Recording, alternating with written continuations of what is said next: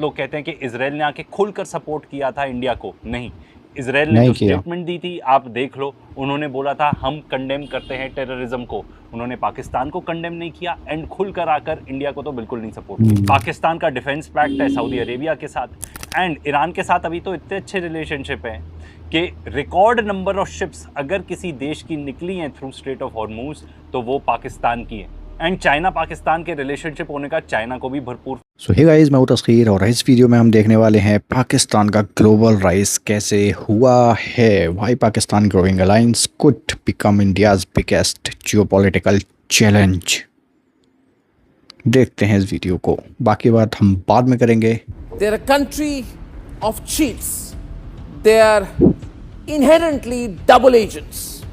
They like to lie, they like to cheat. दुनिया भर में पाकिस्तान की आर्थिक और सामाजिक छवि कुछ इस तरह है कि लोग पाकिस्तान को फकीर देश कहने लगे हैं। Pakistan is on the brink of economic collapse. Pakistan is on the brink of a civil war. Pakistan has a death wish. If it wants to see its economy go down the tube of history, so be it. Pakistan एक terrorist state है, Pakistan terrorism को fund करता है, India हमेशा यही allege करता है। And बात काफ़ी हद तक सही भी रही थी क्योंकि अक्टूबर 2022 तक तो पाकिस्तान FATF ग्रे लिस्ट पर था। पाकिस्तान बैंकरप्ट होने वाला है। बात ये भी सही है कि भाई उनको IMF बेल आउट्स चाहिए रहते हैं, इसके बारे में कोई डाउट नहीं है। देखो, पर हम तो विश्व गुरु हैं and we are one of the biggest markets in the world. पूरी दुनिया हमारे यहाँ आना चाहती है अपना माल बेचने के लिए। Pakistan on the other hand war wage कर रहा है अगेंस्ट तालिबान, अफगानिस्तान के अगेंस्ट। पर फिर भी सबके बावजूद आप ये नहीं डिनाई कर सकते कि पाकिस्तान ही एक ऐसा देश था जो मीडिएट कर पाया between United States of America and Iran and जिसने परहैप्स रुकवाया वर्ल्ड वॉर 3। अभी तक तो बिल्कुल, क्योंकि जो सीज फायर भी रहा है, बहुत हम जैसे लोगों को भी लगा था, मी पर्सनली ऑल्सो, कि ज़्यादा दिन तक नहीं टिक पाएगा ये सीज फायर। लेकिन टिका हुआ है। जो एफर्ट्स करे हैं अगेंस्ट ऑल ऑड्स, उसके वजह से अभी तक तो वॉर रुका हुआ है। आगे जाके क्या होगा ये हम नहीं कह सकते, पर फुल मार्क्स पाकिस्तान को, क्योंकि उन्होंने जो भी मीडिएशन की है बहुत ही सक्सेसफुल रही है अभी तक कामयाब है भाई। आखिरकार दोनों जो देश हैं US एंड ईरान, उनकी क्या क्या डिमांड्स है वो पूरी हो पाएंगी कि नहीं वो डिटरमिन करेगा अगर ये सीज फायर एक्सटेंड होता है, एक्चुअली प्रॉपर पीस प्लान में कन्वर्ट होता है तो। पर आज का सवाल ये है कि पाकिस्तान जैसा देश जिसको इंडिया कहता है कि भाई ये तो भिखारी लोग हैं, कुछ भी नहीं, ये तो सिर्फ पोस्टमैन है, ठीक है, एंड अकॉर्डिंग टू इंडिया ये बस एक टेरर फाइनेंसिंग स्टेट है, जिसके पास जो मीडिएशन करी उसके होटल के बिल देने के भी पैसे नहीं हैं। कहाँ से ऐसे हो गया, ऐसा कैसे हुआ कि भाई ये लोग दलाली करने लगे? कुछ लोगों के वर्ड्स में दलाली करने लगे, पर जो भी लोग ये कह रहे हैं ना, they would have loved to get the attention of the world जो पाकिस्तान को मिली है। जिस तरीके से पाकिस्तान के ऑफिशियल्स की फोटोज आई है ईरानियन ऑफिशियल्स के साथ, अमेरिकन ऑफिशियल्स के साथ, जो भी ये लोग कह रहे हैं, दे would have wanted nothing more कि भाई पाकिस्तान के ऑफिशियल्स के बजाय उनकी फोटो होती वहाँ पर। तो भाई आपको ये बात तो अप्रिशिएट करनी पड़ेगी कि एक ऐसा देश जिसके ऊपर ऑलरेडी इतनी सारी प्रॉब्लम्स हो, ये सारी चीज़ें जो हमने बताई एंड इसके अलावा और भी कितनी सारी प्रॉब्लम्स हैं वहाँ पर पाकिस्तान में, पर वो देश आ जाता है एकदम सेंटर स्टेज पे hosting the most important peace talks of our times. इसको लेकर इतिहास में तो पाकिस्तान का नाम रोशन हो ही चुका है। एंड इस पर आप ये और चीज़ ऐड कर लो कि इतने सालों से फॉर द फर्स्ट टाइम यहाँ बताया जा रहा है नियरली 5 डेकेड्स, मतलब ऑलमोस्ट 5 दशकों से कभी भी ऐसा मौका नहीं हुआ था कि United States of America and Iran के बीच में डायरेक्ट टॉक्स हुई हो। ये सब पॉसिबल हो पाया पाकिस्तान के अंदर, इस्लामाबाद के अंदर। एंड जो सीज फायर इंप्लीमेंट हुआ वो लेबनान वॉर के लिए भी इंप्लीमेंटेड था। वो अलग बात है कि इजराइल सीज फायर वायलेशंस करता रहता है, बिकॉज उनके लिए सीज फायर कोई मतलब ही नहीं रखता। तो पाकिस्तान ऐसा क्यों कर पाया उसके बारे में बात करेंगे, एंड मोर इम्पोर्टेंटली इंडिया के लिए इसका क्या मतलब है। सबसे पहले तो आप ये देखो कि पाकिस्तान का जो रिलेशनशिप है डोनाल्ड ट्रंप के साथ, डोनाल्ड ट्रंप के फर्स्ट टर्म में तो हालत ऐसी थी कि उसने पाकिस्तान को मिलिट्री एड देने से ही मना कर दिया था, क्योंकि उसने बोला कि भाई नहीं, वो लोग टेररिज्म कॉम्बैट ही नहीं कर रहे, हम कुछ नहीं, I don't want anything to do with it. पर अब सेकेंड टर्म में क्या होता है, वो इन्वॉल्व हो जाता है ऑपरेशन सिंदूर के दौरान, जहाँ पे पाकिस्तान कहता है कि हाँ डोनाल्ड ट्रंप ने सीज फायर करवाया, डोनाल्ड ट्रंप कहता है कि मैंने सीज फायर करवाया।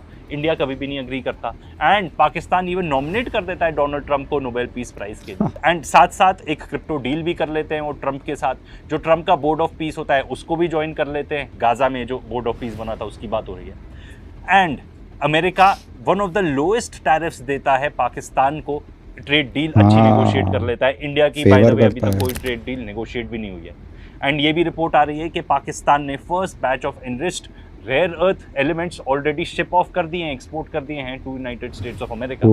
अब देखो बहुत सारे लोग बोलेंगे कि भाई ऐसा कर दिया, ट्रम्प के साथ ये अनएथिकल चीज करी, ये करी, वो करी, वॉट एवर इट इज, उन्होंने अपने देश के लिए बेटर ट्रेड डील तो नेगोशिएट कर ली। उन्होंने ट्रम्प के साथ ऐसे अच्छे पर्सनल रिलेशनशिप बनाए हैं कि देखो ट्रम्प क्या कहता है आसिम मुनीर के बारे में। Prime Minister Sharif of Pakistan, and also I have to say my favorite field marshal from Pakistan, who's not here, but the Prime Minister is here, and you're going to give his regards. Where are you?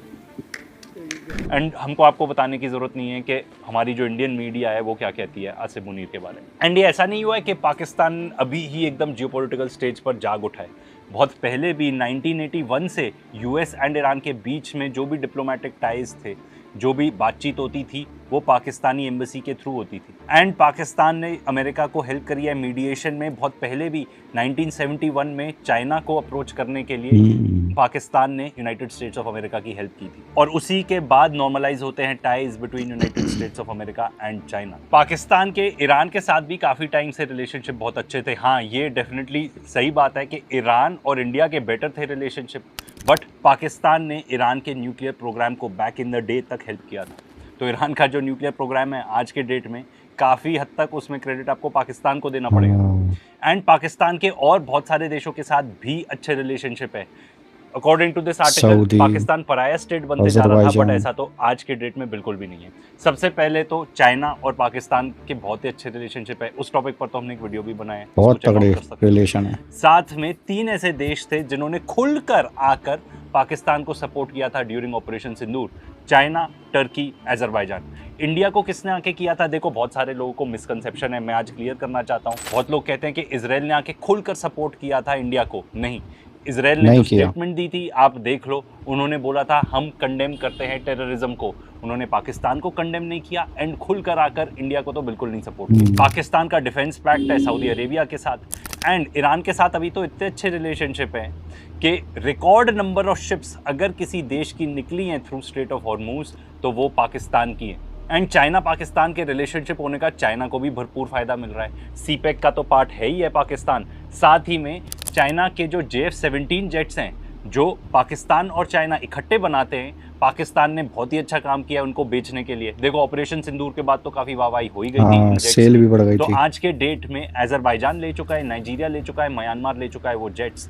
And अब आगे plans हैं कि Iraq भी लेगा, Bangladesh, Indonesia, Saudi Arabia और लिबिया। साथ ही साथ United kingdom के साथ भी अच्छे रिलेशनशिप हो गए हैं पाकिस्तान के। एक फ्री ट्रेड डील उनकी साइन होने वाली है। एंड देखो ये बात तो बहुत ज़रूरी, पूरे दुनिया भर के जितने भी वर्ल्ड लीडर्स हैं ना वो पाकिस्तान से बात करना चाहते हैं कि क्योंकि हर कोई चाहता है कि ये जो स्ट्रेट ऑफ हॉर्मूज है वो खुल जाए, ये जो इकोनॉमिक पेन इतना चल रहा है एंड जो आगे आ सकता है वो भी रुक जाए। तो उसमें भाई apart from America and Iran सबसे बेहतरीन इन्फॉर्मेशन किसके पास होगी? पाकिस्तान के पास होगी। ऐसे ही जापानीज़ प्राइम मिनिस्टर ने बात की थी पाकिस्तान के प्राइम मिनिस्टर शहबाज शरीफ से।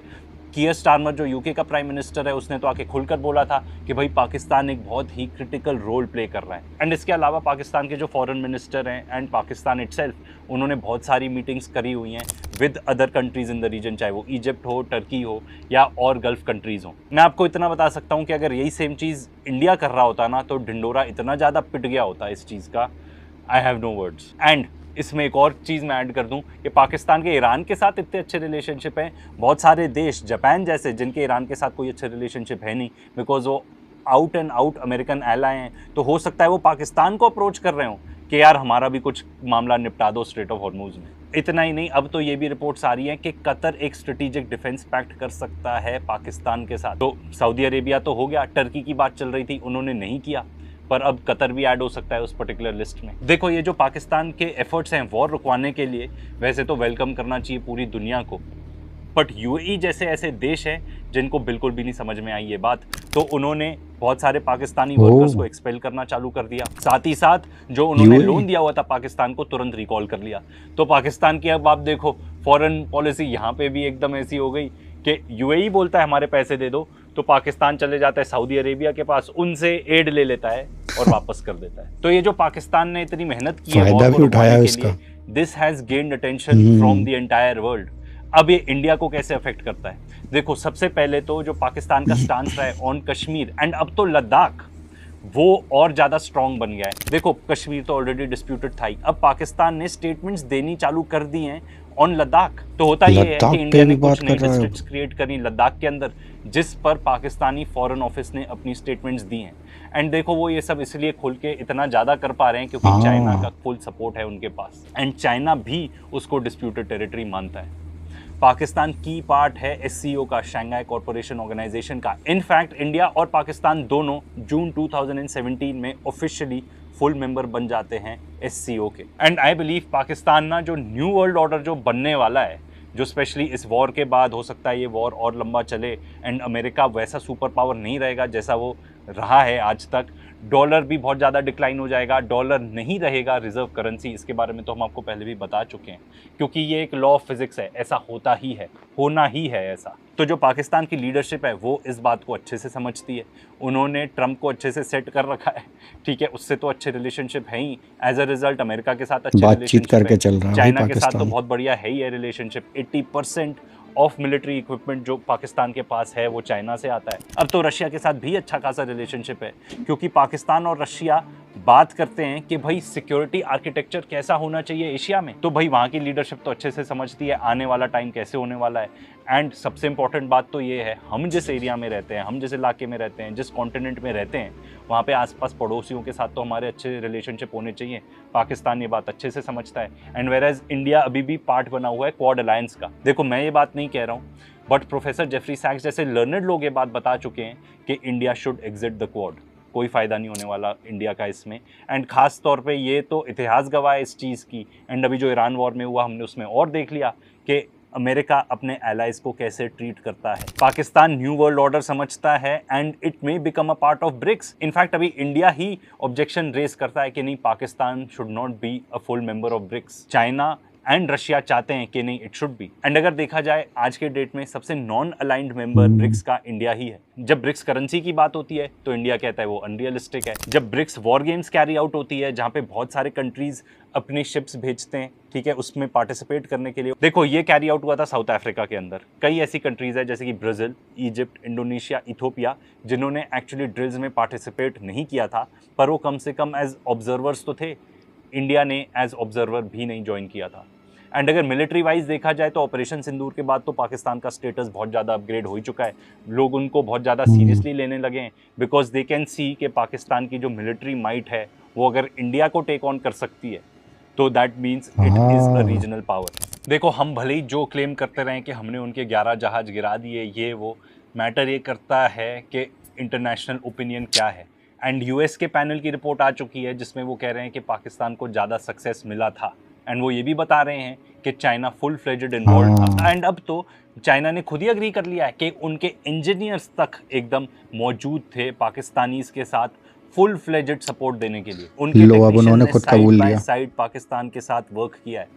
एंड वो ये भी बता रहे हैं कि फुल फ्लेजेड हेल्प थी साथ में इंडिया के जो राफेल जेट्स हैं उनको गिराने के लिए। बता रहे हैं, सब सिंपल बता बात रहे है, हैं। चाइना क्यों नहीं करेगा हेल्प, क्योंकि इसी का नतीजा है कि अब चाइनीज जेट्स काफी बिकने लगे हैं मार्केट में। एंड जिस चीज़ में अमेरिका सबसे आगे था अपने डिफेंस प्रोडक्ट्स बेचने में, उसमें चाइना अब एक्चुअली कंपटीशन देगा, अच्छा खासा कंपटीशन देगा अमेरिका को, स्पेशली क्योंकि अब जो हमने ईरान वॉर के अंदर देख लिया है कि चाइना किस तरीके से पीछे ही रह के इतनी ज़्यादा हेल्प कर देता है अपने पार्टनर्स को कि उसको वॉर में अपने असली कार्ड्स दिखाने की जरूरत ही नहीं है। एंड देखो अब आप में से बहुत सारे लोग इस टाइप के कमेंट करोगे, इंडिया में तो आदि हैं, अब इसमें से कितने बॉट्स हैं कितने असली लोग हैं ये नहीं पता। बहुत लोग बोलेंगे तो फिर पाकिस्तान चले जाओ ये वो। तो भाई जो इस टाइप की जनता है, ये वीडियो स्पेशली आप लोगों के लिए ही है, क्योंकि आपको इतना चूरन खिलाया गया है हेट का, इतनी ज़्यादा नफरत भर दी गई है कि आपको और कोई इमोशन समझ ही नहीं आता। Hate against a certain country, hate against a certain community, कोई सेंस ऑफ लॉजिक नहीं बचा है, कोई इंटेलिजेंस नहीं बची है, आपकी अकल चरने गई है एकदम घास। एंड यही एग्जैक्टली चीज़ है जो इस देश को ना पीछे धकेल रही है। ऑलराइट गाइस, कड़वा था लेकिन तगड़ा था, और काफ़ी चीज़ें इसके अंदर आंखें खोलने वाली थी कि पाकिस्तान के अलायंस, पाकिस्तान की स्ट्रेटजीज़, पाकिस्तान की रिलेशनशिप्स जो हैं वो फ्यूचर में और अभी करेंटली किस हद तक जा चुकी हैं कि वो इंडिया को कहीं ना कहीं तंग कर सकती हैं कुछ लेवल पर। आपने देखा होगा ऑपरेशन सिंदूर, आपने देखा कि यूएस से रिलेशंस कैसे थे, और उसका कर्ज चुकाना अभी हाल फिलहाल में, मीटिंग्स होना, मीडिएटर बनना, और जेट्स JF-17 की सेल होना, और नई नई कंट्रीज़ को सेल करना, और रिलेशन होना, चाइना का पूरा पूरा हाथ होना ऑपरेशन सिंदूर में, उसका एक्सेप्ट करना इन चीज़ों को। तो ये हाईलाइट सारी किसके अराउंड घूम रही हैं? एक ही नाम है ना, पाकिस्तान के अराउंड घूम रही हैं ये सारी चीज़ें। ट्रंप क्या कह रहा है? मोस्ट फेवरेट आसिम मुनीर को। वीडियो में बहुत तगड़ी डिटेल्स थी, बहुत सारी चीज़ें थी। तुम यहाँ चले जाओ, वहाँ चले जाओ, कहने से काम नहीं चलेगा। अपने देश को अगर संभालना है, सुधारना है, या किसी लेवल पर अच्छी जगह पर खड़ा करना है, तो वो काम करने पड़ेंगे जो दूसरी कंट्रीज़ तरक्की जो कर रही हैं उनको देखकर हमें सीखना पड़ेगा। उनको ना भी देखो तो इतनी समझ तो होनी चाहिए हमें कि भाई आखिर अच्छा क्या है, बुरा क्या है, सही क्या है, गलत क्या है। इसमें बहुत सारी चीज़ें इन्होंने ऐसी भी बताई थी जो कंपैरिजन टाइप की थी पाकिस्तान से। जहाँ पर वो था वहाँ पर हम नहीं थे, होकर भी नहीं थे। तो आप लोगों को कैसा लगा ये वीडियो, एंड इसके बारे में आपका क्या नज़रिया है, कमेंट सेक्शन में ज़रूर बताना। Bye bye, take care.